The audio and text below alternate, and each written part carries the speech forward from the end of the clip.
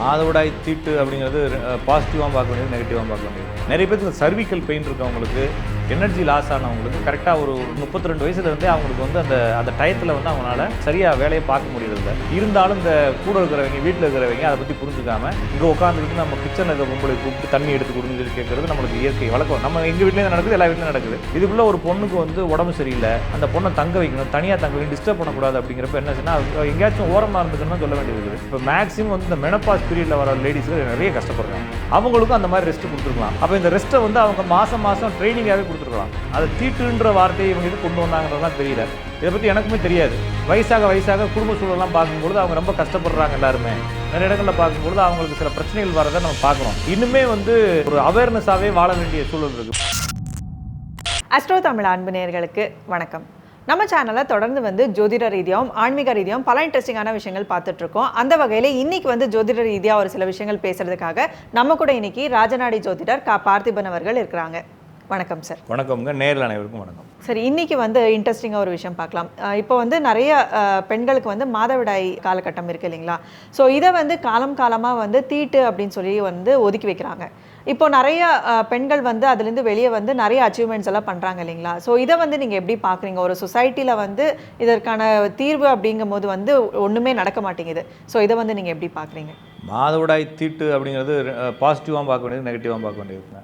இப்போ நம்ம ஒன்றும் புதுசாக ஒன்றும் பேசலை, ஊரில் நடக்கிறத தான் பேசுகிறோம். இந்த பெண்கள் வந்து அந்த மாதவிடாய் காலத்தில் கொஞ்சம் இடுப்பு வலி, அதனால் அவதிப்படுறதை எல்லாருமே பார்க்குறோம். எல்லாருக்கும் வயிற்று வலி முதல் கொண்டு இடுப்பு வலி, கடுமையான குடைச்சல்லாம் பார்க்குறோம். நிறைய பேருக்கு இந்த சர்விக்கல் பெயின் இருக்கவங்களுக்கு, எனர்ஜி லாஸ் ஆனவங்களுக்கு கரெக்டாக ஒரு 32 வயசுலேருந்தே அவங்களுக்கு வந்து அந்த டயத்தில் வந்து அவங்களால சரியாக வேலையை பார்க்க முடியறதில்ல. இது எல்லாருக்கும் இருக்கான்னு எனக்கு தெரியல. பெரும்பாலும் மேக்ஸிமம் எல்லாருக்கும் இருக்குது. அந்த டயத்தில் வந்து இதுக்கு முன்னால் இருந்த சமூகத்தினர் பார்த்தவங்க அவங்கள கஷ்டப்படுத்த வேணாம் அப்படின்னு சொல்லி அவங்கள ஒதுக்கி இருக்க வச்சுக்கலாம். இருந்தாலும் இந்த கூட இருக்கிறவங்க, வீட்டில் இருக்கிறவங்க அதை பற்றி புரிஞ்சுக்காமல் காப்பியை போட்டு வா, தண்ணி எடுத்துகிட்டு வா, இங்கே உட்காந்துக்கிட்டு நம்ம கிச்சனில் இருக்க பொம்பளை கூப்பிட்டு தண்ணி எடுத்து கொடுன்னு சொல்லி கேட்குறது நம்மளுக்கு இயற்கை வழக்கம். நம்ம எங்கள் வீட்லேயும் நடக்குது, எல்லா வீட்லையும் நடக்குது. அந்த டயத்தில் அந்த பிள்ளைகளை போட்டு டார்ச்சர் பண்ண வேணாம்னு சொல்லிட்டு அவங்கள நீ போய் பின்னால் போய் உட்காந்துக்க அப்படின்னு சொல்லலாம். ஒன்று, அது ஏன் புழக்கடையில் தான் உட்கார வைக்கணும்? புழக்கடையில் உட்கார வச்சதா எங்கேயும் சரித்திரங்கள் இல்லை. அது சும்மா வார்த்தைக்கு வேணால் சொல்லலாம். இப்போ வீட்டில் அதுக்குன்னு தனியாக ரூம் கட்டியாக விட முடியும். நம்மளுக்கு தூங்குறதுக்கே ரூம் இல்லை இல்லைங்களா? கூட்டமாக தூங்குறதுக்கு ரூம் இல்லை. ஒரு பிள்ளை தனியாக உட்கார வைக்கிறதுக்கு ரூம் இருக்கிறவங்க நம்மளுடைய சமூகங்கள் இன்னும் அந்தளவுக்கு வளர்ச்சி அடையலை. இப்போ இந்த அமெரிக்கன்ஸ் இருக்காங்க இல்லைங்களா? அமெரிக்கன்ஸ் பயன்படுத்தக்கூடிய இப்போ ஒரு சர்வேல என்ன சொல்கிறாங்கன்னா, ஒரு நாட்டுக்காரங்க ஒவ்வொரு நாட்டுக்காரங்களும் ஒவ்வொரு மைண்ட் செட் இருக்கான். இப்போ நம்ம இந்தியாக்காரங்க பயன்படுத்துறது நம்ம உட்காந்துருக்க இடம் மட்டும்தானா, இதுக்குள்ளே தான் அவனுடைய ஆளுமையை வச்சுக்கிட்டு இருக்கோம். அதுக்கு மேலே அவனுடைய திங்க் எங்கேயுமே கொண்டு போக மாட்டான். இப்போ செல்ஃபோன் இருக்குன்னா எங்கே வைப்போம்னா இந்த இதுக்குள்ளே வச்சுக்குவேன், இல்லைன்னா இப்படி எங்கேயாச்சும் வச்சுக்குவேன், எனக்கு எடுக்கிறதுக்கு ஈஸியாக இருக்கும்னு நினைப்பேன். அமெரிக்காக்காரனுங்க வந்து ஒரு 5 அடி வரைக்கும் அவனுடைய கெப்பாசிட்டி வச்சுருக்காங்க. அவன் எல்லாத்தையுமே கொஞ்சம் ப்ராடாக, அகலமாக, அதனால தான் உயரமாக வேறு இருக்கானுங்களா, எல்லாத்தையுமே தூரமாக வச்சுக்கணும். அதுக்குள்ளே வேற அவனுடைய, அதனால தான் ஃப்ளைட்டில் கூட பார்த்தீங்கன்னா அவனுக்கு இடமே வந்து அந்த கேபின், அவனுக்குன்னு ஒரு கேபின் பெருசாக இருக்கும். காரில் அவனுக்குன்ற கேபின் பெருசாக இருக்கும். நம்ம ஊரில் காருக்கு இந்த அளவுக்கு இருந்தால் போதும், பக்கத்துலேயே ஓட்டையெல்லாம் போட்டு வச்சுருப்பான். அமெரிக்கா கார்லாம் பார்த்தீங்கன்னா எல்லாமே தூரமாக, சுவிட்செல்லாம் கூட பக்கத்துலேயே இருக்காது, அங்கே இருக்கும் சுவிட்சு. ஏன்னா அவனுடைய அந்த யூசேஜ் வந்து அவ்வளோ. இப்போ அந்த மாதிரி நாடுகள் நம்ம நாடு இல்லை, நம்ம வந்து இறுக்கமான நாடுகள். அப்போ நம்ம வாழ்கிறதுடைய இருப்பிடம் போது கூட எல்லாத்தையும் சின்னதாக செஞ்சு வச்சுருக்கிறோம். இதுக்குள்ளே ஒரு பொண்ணுக்கு வந்து உடம்பு சரியில்லை, அந்த பொண்ணை தங்க வைக்கணும், தனியாக தங்க வைக்கணும், டிஸ்டர்ப் பண்ணக்கூடாது அப்படிங்கிறப்ப என்ன செய்யணும், எங்கேயாச்சும் ஓரமாக இருந்துக்கணும் தான் சொல்ல வேண்டியது இருக்குது. இது மாதிரி அவங்க செஞ்சுருக்கலாம். ஏன்னா இருக்கிற நதிக்கெல்லாம் பொம்பளை பிள்ளை பேர் வச்சுட்டாங்க, இருக்கிற தெய்வத்தெல்லாம் பொம்பளை பிள்ளை பேர் வச்சுட்டாங்க, இருக்கிற வளங்களை ஃபுல்லாக பொம்பளை பிள்ளை பேர் வச்சுட்டாங்க. இந்த இடத்துல மட்டும்தான் கொண்டு போய் அந்த பொம்பளை பிள்ளை கூட திருவிழா பயன்ற மாதிரி நம்புறதுக்கு வாய்ப்பு இல்லை. ஒருவேளை நம்மளை வந்து பெண்ணியவாதிகள் அது இதுன்னு சொல்லிட்டு ஏமாத்தின, எனக்கு தெரிஞ்ச ஒரு லேடி ஒருத்தங்க இருக்கிறாங்க. அவங்க வந்து வீட்டில் சண்டை போட்டு தான் வருவாங்க, சரிங்களா?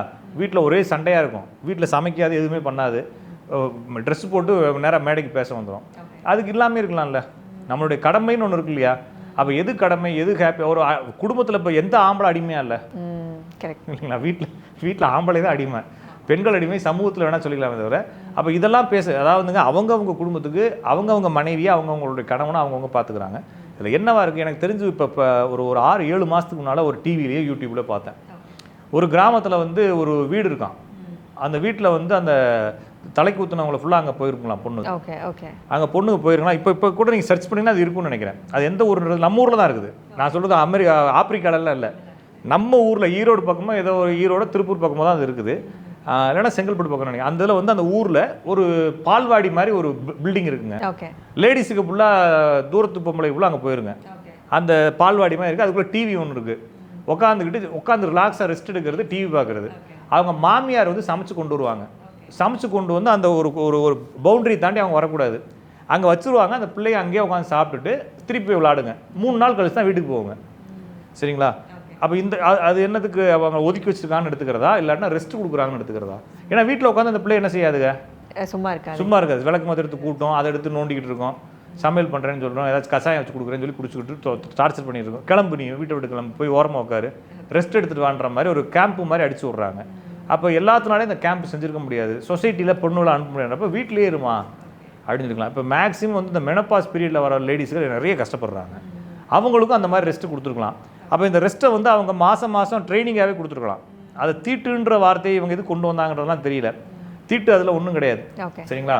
நீங்கள் வந்து ஞாயிற்றுக்கிழமை எதையோ ஒரு ஒரு உயிரினத்துடைய உறுப்பை வேக வச்சு திங்கிறோம், அது தீட்டு இல்லை இல்லைங்களா? இது இயற்கையாக வர்றது எப்படி தீட்டாக மாறும்? அது தீட்டு கிடையாது. அதனால் வந்து அந்த டயத்தில் கோயிலுக்கே போகலான்னு சிலர் சொல்கிறாங்க.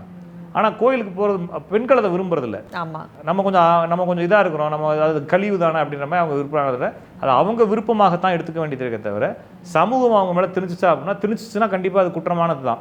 ஆனால் சமூகம் எனக்கு திணிச்சிருக்கிறதுக்கான வாய்ப்பு இல்லைன்னு தோணுது. ஏன்னா எல்லாத்துக்கும் பெண்களுடைய பேரை வச்சவங்க, எல்லாத்துலேயும் பெண்களை பாரதத்துக்கே பாரத தாயின் வச்சவங்க கண்டிப்பாக அதை வச்சுருக்க மாட்டாங்க. அது மட்டும் இல்லாமல் எந்த இதிகாசங்கள்லையும் இந்த விஷயத்தை குறைச்சி எங்கேயுமே பேசலை. எல்லாத்தையும் உயர்த்தி தான் பேசிக்கிறாங்க. தாய்மைக்கு இன்னுமே கொஞ்சம் அதிகமான உணவு கொடுத்தா அது தீட்டுலாம் கிடையாது. இது எதுக்காக தீட்டுன்றதை ஃபாலோ பண்ணிக்கிறாங்கன்னா, ஒருவேளை அவங்களுக்கு ரெஸ்ட் கொடுக்கலாம் அப்படின்றதுனால. அதுக்கு மட்டும் இல்லாமல் பெண்களே தன்னைத்தானே வந்து அதை வந்து ஒரு குறைபட்டுக்கிட்டு அவங்க கொஞ்சம் ஒதுங்கிறாங்க. காரணம் என்னென்னா, அந்த டயத்தில் அவங்க வெளியே போனாங்கன்னா, இப்போ ஒரு காலத்தில் அது வெளியே போகல, இப்போ வெளியே போகிற பெண்களுக்கு நிறைய பிரச்சனை இருக்குது. அந்த டயத்தில் போகிறவங்களுக்கு நிறைய பிரச்சனை இருக்குது. எத்தனை வீடுகளில் இப்போ நம்ம ஒரு இடத்துக்கு போகிறோம், எத்தனை வீடுகளில் அந்த அதுக்கான ஒரு இதை மாற்றிக்கிறதுக்கான சூழல்களை சப்போர்ட் பண்ணுறாங்க, எதுவுமே தெரியாது. அவங்க இப்போ ஒரு ஹைஜீனிக் இல்லாத, ஆரோக்கியம் இல்லாத, சுகாதாரம் இல்லாத பாத்ரூமை பயன்படுத்தி அதனால் நோய் தொற்றுகள் வரலாம். வீட்டில் அமைதியாக இருமான்னு சொல்கிறது தப்பு இல்லை. அப்போ வேலைக்கு அப்போ நம்ம பெண்களை ஃபுல்லாக வீட்டிலே இருக்க சொல்லணுமா அப்படின்னா இருக்க தேவையில்லை. ஒருவேளை நீங்கள் உங்களுக்கு ஹைஜீனிக்கான ஒரு சர்க்கம்ஸ்டன்ஸ் கிடச்சுன்னா போகலாம். இல்லாட்டினா வீட்டில் இருப்பது சிறப்புன்றதான் நம்ம பார்க்க வேண்டியது இருக்குது. அது மாதிரி ஒரு நல்ல இடத்துல செஞ்சுக்கலாம் தவிர இதுக்கு ஒரு பேர் அப்படி வச்சா தானே அமைதியாக இருப்பான். அப்போ இது மாதிரி ஒதுக்குனதை தீட்டுன்னு சொல்லிக்கலாம். ஆனால் நம்ம அந்த தீட்டுன்ற வார்த்தையை வேறு மாதிரி பயன்படுத்திக்கிட்டு அது ஒரு தாழ்வான வார்த்தையை நம்ம பயன்படுத்த தேவையில்லை. அது தப்பு அப்படின்றது கூட அந்த வார்த்தையை சொல்லிக்கலாம். இப்போ தீட்டுன்னு வரும்போது வந்து இப்போ பிறந்ததுலேருந்து இறந்து போகிற வரைக்குமே வந்து எல்லா விஷயத்துலையுமே வந்து அதை பார்க்குறாங்க இல்லைங்களா? இப்போ ஒரு கோயிலுக்கு போகிறதுனா கூட குழந்தை பிறந்துச்சுன்னா வந்து கோயிலுக்கு போகக்கூடாது அப்படின்னாலும் சொல்லி அது தீட்டு மாதிரி தானே பண்ணுறாங்க. இல்லைங்க, எல்லாமே ஹைஜீனிக் தான் சொல்கிறேன். இன்ஃபெக்ஷன் ஆகும். குழந்தை தீட்டுனீங்கன்னா அதெல்லாம் விளாண்டுக்கிட்டா இல்லை, குழந்தை வந்து வீட்டில் தான் இருக்கும். இப்போ அவங்க வீட்டில் இருக்கவங்களே வந்து கோயிலுக்கு போகும் இல்லை, அது அவங்கள வெளியே விடக்கூடாதுன்னு தான் சொல்கிறாங்க. அவங்கள எங்கேயும் போகாதீங்க, வீட்டில் இருங்க, ரெஸ்ட் எடுங்க அப்படின்னு சொல்கிறாங்க. நான் சொல்கிறத நீங்கள் வந்து அதை நெகட்டிவாக ஆஸ்பெக்ட்ஸில் பார்க்காம, கோயிலுக்கு வந்தால் யாரும் கோயிலுக்கு போகாதுன்னு சொல்ல போகிறதில்ல. எங்கேயுமே வந்து குழந்தை பிறந்த பெண்கள் கோயிலுக்குள் வராதீங்கன்னு சொல்ல போகிறதில்ல. இவங்க வந்து அவங்கள தன்னைத்தானே அந்த குறிப்பிட்ட காலம் வரைக்கும் தன்னை பாதுகாத்துக்கிறதுக்கான ஒரு சிஸ்டமாக வச்சுருக்கலாமே தவிர, இதை நீங்கள் வேறு மாதிரி நெகட்டிவாக நினச்சிங்கன்னா நினச்சிட்டு போக வேண்டியதான். ஆனால் பாசிட்டிவாக நினச்சிங்கன்னா அதில் நல்ல ஒரு பாசிட்டிவ் இருக்குது அப்படின்றத எடுத்துக்க வேண்டியது தவிர, இங்கே தீட்டு அப்படிங்கிறத நம்ம வீட்டுக்கு முன்னால் ஒரு கயிறு கொண்டிருக்காங்க, அதையே தீட்டு கயிறு தான் சொல்கிறோம். திருஷ்டி கயிறுன்னு சொல்கிறாங்க இல்லைங்களா, அது தீட்டு கயிறு தான் சொல்கிறாங்க. தீட்டு அப்படின்னா என்னென்னா எமர்ஜென்சின்ற ஒரு வார்த்தை பயன்படுத்திக்கிறாங்க. அதில் அந்த தீட்டு கயிறில் பார்த்தீங்கன்னா என்ன இருக்கும் அப்படின்னா கம்பளி இருக்கும், சரிங்களா, சங்கு இருக்கும், படிகாரம் இருக்கும். இது மாதிரி எதெல்லாம் எமர்ஜென்சி சுச்சுவேஷனுக்கு பயன்படுத்துகிறோமோ அதெல்லாம் இருக்கும். இது மாதிரி எமர்ஜென்சி சுச்சுவேஷன், அதே மாதிரி இந்த மருத்துவ சம்மந்தமான விஷயங்கள் இதெல்லாம் வரும்போது தீட்டுன்ற வார்த்தையை பயன்படுத்தியிருக்காங்க ஒரு காலத்தில். அது மாதிரி நம்ம எடுத்துக்கலாமே தவிர இது வந்து ரெஸ்ட்டுக்காக அப்படின்றத எடுத்துக்கணும். ஏன்னா இதை பற்றி எனக்குமே தெரியாது. வயசாக குடும்ப சூழலாம் பார்க்கும்பொழுது அவங்க ரொம்ப கஷ்டப்படுறாங்க எல்லாருமே. ஏன்னா நம்ம இன்னுமே நிறைய பேரை பார்க்குறோம், நிறைய இடங்களில் பார்க்கும்பொழுது அவங்களுக்கு சில பிரச்சனைகள் வரதை நம்ம பார்க்குறோம். ரொம்ப பிரச்சனையாக இருக்குது. நம்ம இன்னுமே வந்து ஒரு அவேர்னஸாகவே வாழ வேண்டிய சூழல் இருக்குது. இப்போ வெளியே போனேன்னா எனக்கு எந்த கவலையும் இல்லை. ஆனால் வீட்டில் இவங்க வெளியே வராங்கன்னா, வீட்டில் லேடிஸு கூட்டு வரோம் அப்படின்னா அவங்களுக்கு நிறைய விஷயங்களை கவனிக்க வேண்டியது இருக்குது. அது நிறையவே பிரச்சனை இருக்குது. அப்படின்றதுனால ஒருவேளை அந்த மாதிரி வெளியே போய் அவங்க கஷ்டப்பட வேணாம், சரிங்களா. வெளியே போகலாம், பெருசாக ஆகலாம், அதுக்கான வசதிகள் இருந்தால் ஆகலாம் இல்லைங்களா. இப்போ நான் வந்து ஒரு ஆஃபீஸுக்கு போகிறேன், ஆஃபீஸில் வந்து ரெஸ்ட் ரூம் எல்லா வசதிகளும் இருக்குது, எல்லாத்துக்குமே வசதி இருக்குது அப்படின்னா நீங்கள் ஹாப்பியாக ஹைஜீனிக்காக இருந்தால் போகலாம். பாவம் வீட்டு வேலை இப்போ ஒரு லேடி போகுது, கட்டட வேலைக்கு ஒரு லேடி போகுது, வெயிட்டு தூக்கணும், செங்கலை தூக்கணும் அப்படின்ற வேலைக்கு போகும்போது அது கஷ்டம் தானே. நம்ம வீட்டில் பானை தூக்குனாலே வேறு வேறு பிரச்சனைலாம் வருது இல்லைங்களா? அப்போ அவங்க செங்கலை தூக்கி கொண்டு போய் சொல்லவும் முடியாது. நிறைய பேருக்கு பாத்ரூம் போகிறது கூட எல்லாத்துலேயும் பிரச்சனை இருக்குது. இது மாதிரி காலங்கள் இப்போயே இவ்வளோ பிரச்சனை இருக்குன்றப்ப இப்போ ரெஸ்ட் ரூம்லாம் நிறைய வந்துருச்சு. இப்போ நீங்கள் கார் எடுத்துகிட்டு போனீங்கன்னா பெட்ரோல் பங்க் எல்லாத்துலேயும் ரெஸ்ட் ரூம் இருக்குது. எல்லா பெரிய பெரிய ஹோட்டல்ஸ்லேயும் ரெஸ்ட் ரூம் இருக்குது. சின்ன சின்ன ஹோட்டலில் கூட லேடிஸ் சொன்னால் அவங்க கொடுக்குறாங்க. ஒரு காலத்தில் வீட்டிலே ரெஸ்ட் ரூம் இருக்காது, எல்லாம் காடுகளுக்கு போகுது. அவங்க எப்படி இதை மேனேஜ் பண்ணியிருப்பாங்க? அப்போ வீட்டில் எங்கேயும் போகாதுன்னு சொல்கிறதுக்காக இருந்திருக்கலாமே தவிர இதை போட்டு நெகட்டிவ் எடுத்த தேவையில்லை. ஏன்னா நெகட்டிவாக எடுத்தாலும் பாசிட்டிவாக எடுத்தாலும் சமூகம் வந்து எந்த பெண்ணையுமே பிடிச்சி உட்கார சொல்லலை. சரிங்களா? எந்த பெண்ணையும் பிடிச்சி உட்கார சொல்லலை. அவங்கவுங்க வீட்டுக்காரங்க தான் அதானே ஒன்று நடக்குதுங்க. அவங்கவுங்க அப்பா அவங்கவுங்க அண்ணன் அவங்கவுங்க புருஷங்காரன்ட்டு தான் அந்த பிரச்சனை நடக்குது. இது வந்து தனிநபருடைய பிரச்சனையாக எடுத்துக்க வேண்டியதான். ஒரு தனிநபர் ஆண்கள் சமூகத்தினுடைய பிரச்சனையாக எடுத்துக்க வேண்டியதான். ஆண்கள் அடக்கி வைக்கிறதுக்காக வேணால் இந்த மாதிரி குழப்பங்களை இந்த சமூகத்தினுடைய சாயலில் செஞ்சுருக்கலாமே தவிர பொதுவாக பெண்களுக்கு சமூகம் வந்து மதிப்பு கொடுக்குது. அந்த தீட்டுன்ற வார்த்தையை வேணால் நீங்கள் வேறு எதாவது போட்டு வேணால் பார்க்கலாமே தவிர நான் சொசைட்டியில் வந்து பெண்களை பெருசாலாம் டிஸ்டர்ப் பண்ணல.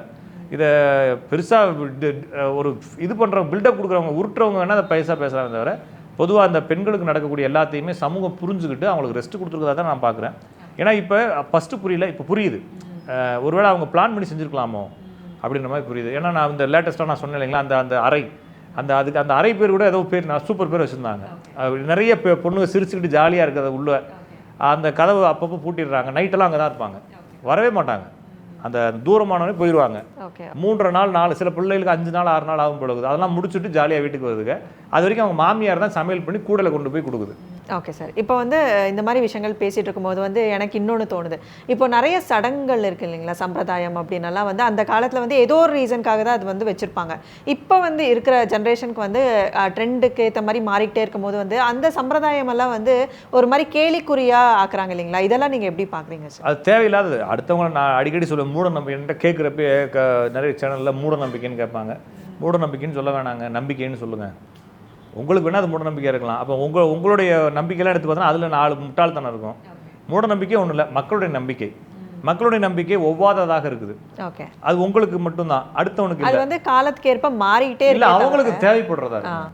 நான் சொல்கிறதுங்க ஒரு சொசைட்டிக்கு தேவைப்படுறதா இருக்குது. நான் வந்து நிறைய மலை கிராமங்களுக்கு போயிருக்கிறேன். மலை கிராமங்களில் இன்னுமே நிறைய சிஸ்டம் ஃபாலோ பண்ணுறாங்க. எனக்கு தெரியும், உங்களுக்கு தெரியுமான்னு தெரில. எங்கள் வீட்டுக்கு நான் அடுப்பு வந்து கரண்டில் தான் எடுத்து வருவேன். நெருப்பு இருக்கு இல்லைங்களா, நெருப்பு எந்த வீட்லையுமே தீப்பெட்டி இருக்காது. எந்த வீட்டிலும் தீப்பெட்டி வாங்க மாட்டாங்க. பெண்கள் நெருப்பு பற்ற வைக்கக்கூடாதுன்னு ஒரு ஃபாலோ இருக்குது. ஓகேங்களா, பெண்கள் நெருப்பு பற்ற வைக்க மாட்டாங்க. எனக்கு தெரிஞ்சு ஒரு அலுமினிய கரண்டி கொடுத்து அனுப்புவாங்க, நெருப்பு வாங்கிட்டு வான்னு. நாங்கள் கரண்டி எடுத்துகிட்டு ஓடுவோம். ஓடிட்டு அந்த பக்கத்து வீட்டு அடுப்பில் வந்து அந்த நெருப்பு எடுத்து தருவாங்க. கங்கு போடுவோம், அடுப்பில் போட்டு அந்த கங்கை தான் எரிப்பாங்க. பொண்ணுக்கு பொறுத்து மாட்டாங்க. எனக்கு தெரிஞ்சு இப்போ ஜவ்வாது மலைன்ற ஒரு ஊருக்கு போனேன். ஜவ்வாது மலை இதே மாதிரி ஃபாலோ இன்னும் இருக்குது. எனக்கு சின்ன வயசு ஞாபகம் வந்துச்சு. இப்போ இது நல்லதுன்னு சொல்கிறதா கெட்டதுன்னு சொல்கிறதா அப்படின்னா ஒருவேளை அது எதுக்காச்சும் ஃபாலோ பண்ணுறதா இருக்கலாம். ஒரு காலத்தில் நெருப்பு பெட்டி இல்லை, இது உங்களுக்கு நல்ல வசதியாக தானே இருக்குது, அப்போ நல்லது தானே அப்படின்ற மாதிரி அது அவங்களுக்கு தேவைப்படுதுன்றதுனால உங்களுக்கு அது முட்டாள்தனமாக இருக்கலாம். உங்களுக்கு நெருப்பு பெட்டி கிடச்சிருக்கலாம், இல்லைன்னா நீங்கள் கேஸ் ஸ்டவ் பயன்படுத்தலாம். அவன் இன்னும் அந்த இடத்துல தான் இருக்கிறான். அவனுக்கு தேவைப்படுறதா இருக்குது. அவனுடைய நடவடிக்கையில் நீங்கள் ஒன்றும் குறை சொல்ல தேவையில்லை. அப்போ ஒருத்தருக்கு நம்பிக்கை இருக்குது. இப்போ நான் வந்து பரிசு எழுதும்போது ஒரு மரத்தினுடைய பட்டையை பாக்கெட்டில் வச்சுட்டு பரிசு எழுதிக்கிறேன். ஓகே இப்பயும் வந்து எழுதுச்சுன்னா அதை நம்பியே எழுதுவேன். ஓகேங்களா, எனக்கு ஒரு நம்பிக்கை இருக்குது. அதை நீங்கள் மூட நம்பிக்கைன்னு சொல்ல தேவையில்லை. நான் உங்கள் பாக்கெட்டில் அந்த பட்டையை கொண்டு வந்து நுழைச்சா தான் அதை நீங்கள் சொல்லணும்.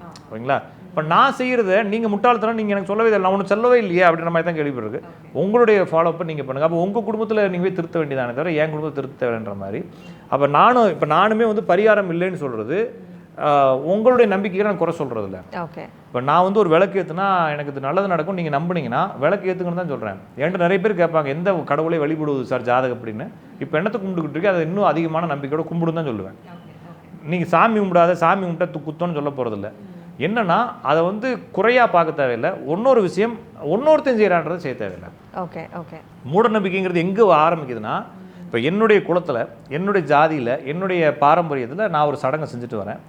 இப்போ ஒரு சேட்டு பார்க்குறோம். சேட்டு அமாவாசை அன்னைக்கு ஒரு பூஜை பண்ணுறாருங்க. அப்போ அமாவாசையில் பூஜை பண்ணால் என்ன ஆயிடலாம் அப்படின்னா கோடீஸ்வரன் ஆயிடலான்னு ஒருத்தன் கிளப்பி விட்றான். அப்படி தானே ஆரம்பிச்சு பண்ணிட்டு இருக்காங்க. இப்போ அமாவாசையில் பூஜை பண்ணுறப்ப சேட்டு இப்போ அமாவாசையில் பூஜை பண்ணுறாரு, இவன் பண்ணுறான். இப்போ சேட்டு என்ன கஷ்டப்படுறாருன்னு எனக்கு தெரியும். சேட்டு பாவம் நைட்டும் பகலுமா தூங்காமல் காசெல்லாம் ரிஸ்க் எடுத்து ஒவ்வொரு வீடாக போய் எத்தனை பேருக்கு கொடுத்து காசு இழந்துருப்பார், அது அவருக்கு தான் தெரியுன்ற மாதிரி இவங்க அவருடைய வளர்ச்சியை மட்டும் பார்த்து அவர் செய்யக்கூடிய விஷயங்களை ஃபாலோ பண்ணுறாங்க. அதுதான் மூட நம்பிக்கை. அப்போ உங்களுக்குன்ற ஒரு சடங்கு இருக்கா செய்யுங்க, உங்கள் ஊருக்குன்னு ஒரு வழக்கம் இருக்கா செய்யுங்க, புது வழக்கங்கள் எடுத்துகிட்டு வருது. சுவிட்ச் வேர்டு பயன்படுத்துறது, ஏஞ்சல்ஸ் வேர்டு பயன்படுத்துறது, ஃபேஸ்புக்கில் வாட்ஸ்அப்பில் ஸ்டேட்டஸ் போட்டால் ஏஞ்சல்ஸ்லாம் பார்த்துட்டு இருப்பாங்க உங்கள் வாட்ஸ்அப் அவங்களுக்கு. இந்த மாதிரி நம்பிக்கைகள் இருக்குது. அப்போ நீங்கள் நினைக்கிறது அந்த காலத்துக்காரன் தான் மூட நம்பிக்கைன்னா, இப்போ ஏஞ்சல் சுவிட்ச் வேர்டெலாம் எவன் பண்ணது? இப்போ இருக்கவே பண்ணது தானே இல்லைங்களா? இது மாதிரி காலங்காலத்துக்கு நிறைய பேருக்கு. இப்போ நீங்கள் ஃபஸ்ட்டு ஒன்று கேட்டிங்க கொஞ்ச நாளைக்கு முன்னால் இன்டர்வியூவில் கொஞ்ச நாளைக்கு முன்னால், அதில் கஷ்டப்படுறவங்க கஷ்டப்பட்டே தான் இருக்கணுமா அப்படின்ற மாதிரி கேள்விகள் மக்களுக்கான, அந்த மக்களுடைய கேள்விக்கான விடைகளாக தான் அதெல்லாம் வச்சுக்கிறாங்க. அப்போ நான் எத்தனை நாள் காசு இல்லாமல் கஷ்டப்படுறப்போ ஒருத்தன் சொல்கிறான் ஏஞ்சல் வேர்டு போடு, எங்களுக்கு கோடிக்கணக்கு 3 கோடி கொடுத்த பிரபஞ்சத்துக்கு நன்றின்னு ஃபேஸ்புக்கில் போடு, பீரோவை திறந்து வச்சு அதுக்குள்ளே சுருக்கு பணமாக இருக்க மாதிரி போடு, காசு வந்துடும்னா அது எப்படி வரும்? வரவே வராது. அவனுக்கு போடுறவனுக்கும் தெரியும். 10 நாள் சிரிச்சிட்டு போனால் 11ஆவது நாள் அது வாடிக்கை ஆக்கிடுறான். இது மாதிரி ஒரு நம்பிக்கை. அந்த நம்பிக்கையை நம்ம குறை சொல்கிறதுக்கு அவன் பைத்தியக்காரன் பண்ணிட்டு போகிறான்ற மாதிரி விட வேண்டியதானே தவிர அது வந்து அவங்களுக்கு குறையும் சொல்ல தேவையில்லை. ஏன்னா அவங்களுடைய மைண்ட் செட்டு அவங்களுக்கு பாவம் இல்லை. ஒரு வேர்ட் சொல்கிறாங்க மேனிஃபெஸ்டேஷன் அப்படின்னு சொல்லி. என்னத்தை ஸ்டேஷன் பண்ணாலும் அவ்வளோதான். அது வந்து ஈர்க்கிறாங்க. ஈர்க்கிறது பணம் ஈர்க்கிறது அதெல்லாம் ஈர்க்கலாம் முடியாதுங்க. பணத்தை ஈர்க்கணும்னா உழைக்கணும். உழைச்சாலும் நேரம் வழிவிடணும். நான் அடிக்கடி சொல்கிறது என்னன்னா, நீங்கள் யாரெல்லாம் வெற்றியாளர்களோ அவங்களுடைய பேட்டிகளெல்லாம் போய் பாருங்கள். எவனுமே வந்து நான் வந்து பணத்தை ஈர்த்தேன்னு எவனுமே சொல்ல போகிறதில்ல. திட்டம் போட்டு பணத்தை ஈர்த்து கொண்டு வந்தேன்னு எவனும் சொல்ல போகிறதில்ல. இந்த பக்கமாக போனேன், எதாச்சியாக நடந்துச்சு, பெரிய ஆள் ஆகிட்டேன்னு சொல்லுவான். ஏன்னா அப்படி தான் லைஃப் எல்லாருக்குமே. உங்கள் லைஃப்பும் அப்படி தான், என் லைஃப் அப்படி தான். நீங்கள் திட்டம் போட்டு எதையுமே ஈர்க்கவே முடியாது. ஏன்னா எதையும் ஈர்க்க வேண்டிய அவசியம் இல்லை. எங்கள் தாத்தா எனக்கு சொல்லுவார், பலாப்பழத்துக்கு ஈ எதுக்கு பிடிச்சி விடணும்? பலாப்பழம் பழுத்துருச்சுன்னா ஈ அதாவே வரும். பலாப்பழத்துக்கு போய் ஈயெல்லாம் பிடிச்சி கொண்டு வந்து உட்கார வச்சானா பைத்தியக்காரன் பார்த்தோம் இல்லைங்களா? பலாப்பழம் பழுக்கணும், பழுத்தா அதாவே எல்லாம் வந்துடுன்ற மாதிரி பலாப்பழத்துக்கு ஈயெல்லாம் பிடிச்சி உட்கார வைக்க வேண்டிய அவசியம் நம்மளுக்கு வேலை இல்லை. அப்படி தான் நம்ம புரிஞ்சுக்கணுமே தவிர இந்த மாதிரி மூட நம்பிக்கைகள்னு சொல்ல தேவையில்லைங்க. அவங்களுக்கு பாவம், அவங்களுக்கு குழப்பத்தில் வேற எவனோ ஒருத்தன் குழப்பி விடுறான். முன்னால் இருந்த நம்பிக்கைகள், முன்னால் பல நம்பிக்கைகள் இருந்துச்சு, ரிச்சுவலாக இருந்தது, சடங்குகளாக இருந்த நம்பிக்கைகளை நம்ம குறை சொல்லவே தேவையில்லை. அது அவங்கவுங்க சடங்குகள். இப்போ ஒரு மதத்தில் வந்து மெழுகுவர்த்தி ஏற்றுறாங்க. மெழுகுவர்த்தி ஏன் ஏற்றுறேன்னு சொல்லி கேட்குறது அந்த மூட நம்பிக்கைன்னு சொல்கிறதா? சொல்லக்கூடாது. அவங்க அதை ஃபாலோ பண்ணுறாங்க. நான் எங்கள் கோயிலில் போயிட்டு நான் வந்து தீபம் ஏற்றுறேன், அது நீ மூட நம்பிக்கைன்னு சொல்ல தேவையில்லை. ஏன்னா நீ பத்தியை கொளுத்தி சொல்லி வச்சுக்க, பத்தியில் இறைவன் இருக்காரு நான் கேட்பேன் இல்லைங்களா? அப்போ ஒவ்வொருத்தவங்களும் ஒரு சிஸ்டத்தை ஃபாலோ பண்ணுறாங்க. அவங்களுக்குன்னு ஐடியாக்களும் இருக்காங்க. நான் என்னோடய ஐடியாலஜிக்குள்ளே இருக்கிறேன். அந்த ஐடியாலஜியை நான் நம்புகிறேன். இப்போ நான் என்ன நம்புறேன்னா, அந்த பத்தியையோ அந்த தீபத்தையோ அந்த மெழுகுவர்த்தியோ நம்பலை. அதுக்கு பின்னால் இருக்கக்கூடிய கதைகள், அந்த நம்பிக்கைகள் எனக்கு நம்பிக்கையை கொடுக்குது. அதை நான் நம்பிக்கிட்டு நான் செய்கிறேனே தவிர நான் வந்து அழகு குத்துறேன், தீ மிதிக்கிறேன், என்னத்தை வேணாலும் செய்வேன். அது அந்த அந்த அழகு குத்துறதுனால எனக்கு இல்லை. நான் முருகனுக்கு என்னமோ செய்கிறேன்ற மாதிரி நம்பிக்கையில் செய்கிறேனே தவிர இது தனி இல்லைங்களா? அப்போ இதை நான் செஞ்சதுனால முருகன் கொடுப்பாருன்னு கூட எனக்கு நம்பிக்கை இல்லை. நான் என்னுடைய உணர்ச்சி பெருக்கள் நான் செய்கிறேன், அவ்வளோதானே தவிர அது ஹாப்பியாக பண்ணுறேன். எங்கள் அப்பாவுக்கு ஒன்று செய்கிற மாதிரி எங்கள் முருகனுக்கு செய்கிறன்ற மாதிரி எடுத்துகிட்டு போகிறாங்களே தவிர இதை மூட நம்பிக்கையாகவும் கொண்டு போக தேவையில்லை, இதை கிண்டல் அடிக்கவும் தேவையில்லை, இதை பார்த்து ஒன்னொருத்தரும் செய்ய தேவையில்லை. ஓகேங்களா? அது அவங்கவுங்க நம்பிக்கை. ஆனால் இது செஞ்சதுனால எதுவும் நடக்கணும் நம்பவும் தேவையில்லை. ஓகே. இப்போது ஒரு சிலர் வந்து நம்புறதுக்கான காரணம் வந்து அந்த வேண்டுதலுக்கு அப்புறம் ஏதோ ஒரு நல்ல விஷயங்கள் நடக்குது, அதனால் நம்புகிறாங்க. இது வந்து இயற்கையாக நடக்கிறதா இல்லை எப்படி? இல்லைங்க, அது இயற்கையாக நடக்கிறது தான். இப்போ நான் என்ன சொல்கிறேன்னா, நீங்கள் நான் வேணா சொல்கிறேன், ஒரு 4 ஃப்ளைட் வாங்கினா அழகு குத்துறேன்னு சொல்கிறேன். அப்படி யாராச்சும் வேண்டியிருக்கானா? இல்லை. பிள்ளை பிறந்தா அழகு குத்துறேன், வேலை கிடைச்சா அழகு குத்துறேன். அப்போ சாதாரணமான வாழ்க்கையில் எல்லாருக்கும் கிடைக்காத ஒரு விஷயம் நான் போராடிக்கிட்டே இருக்கேன், கிடைக்கல. அப்போ என்ன செய்கிறேன்னா, அந்த போராட்டத்தை இன்னுமே வலு ஏற்றுறதுக்காக என் கூட முருகன் இருக்கார், என் கூட சிவன் இருக்கார், என் கூட பிரம்மா இருக்காருன்ற மாதிரி ஒரு நம்பிக்கையை ஏற்படுத்துறதுக்காக நான் வேண்டியிருக்கிறேன்.